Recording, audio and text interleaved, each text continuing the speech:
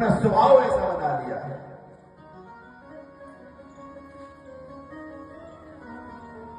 क्यों भैया, मरना तो है, इतना आडंबर किसको दिखाना है? और इस तरह झूठ मूठ का आडंबर दिखाते हैं सब। सत्य में अगर पूछा जाए तो कुछ है ही नहीं।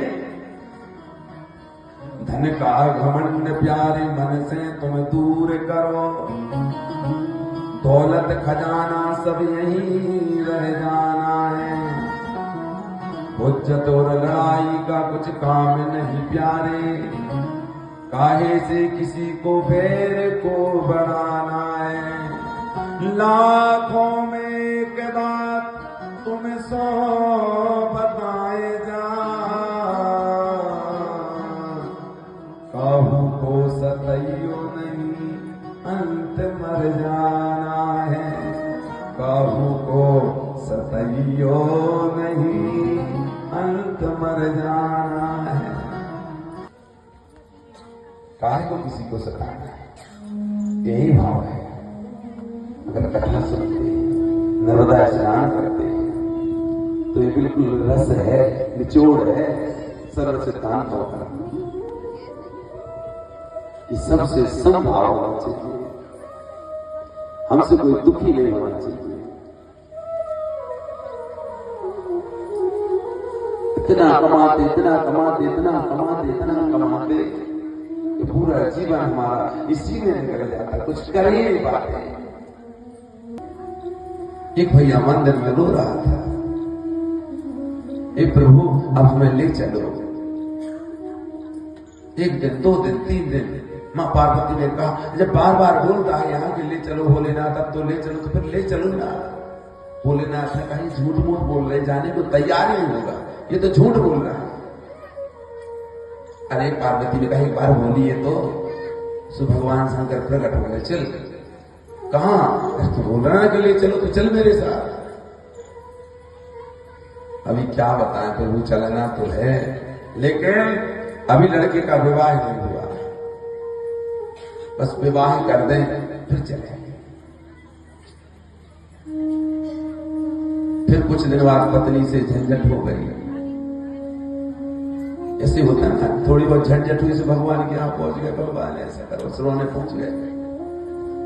हंसने नहीं जाते कभी मंदिर के, हम हंसने पहुंच जाए, हमारा काम ही है रोने का, हमने सीख लिया है।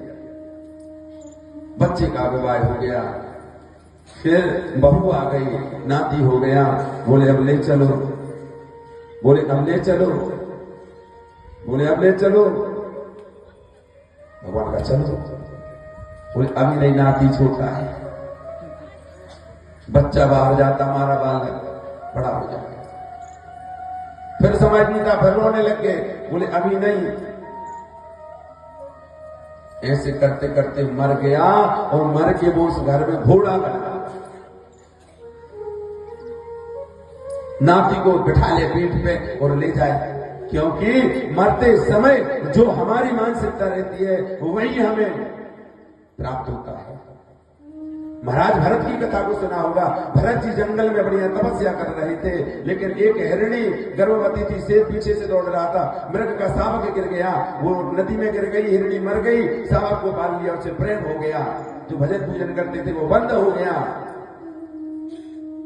अंत में उस मृग शावक में मन लगा और महाराज की मृत्यु हो गई, और भरत जी को मृग बनना पड़ा। फिर सोचा रे राम राम, इतना भजन पूजन कर रहे थे, कहां हमने मृग से मोह कर लिया।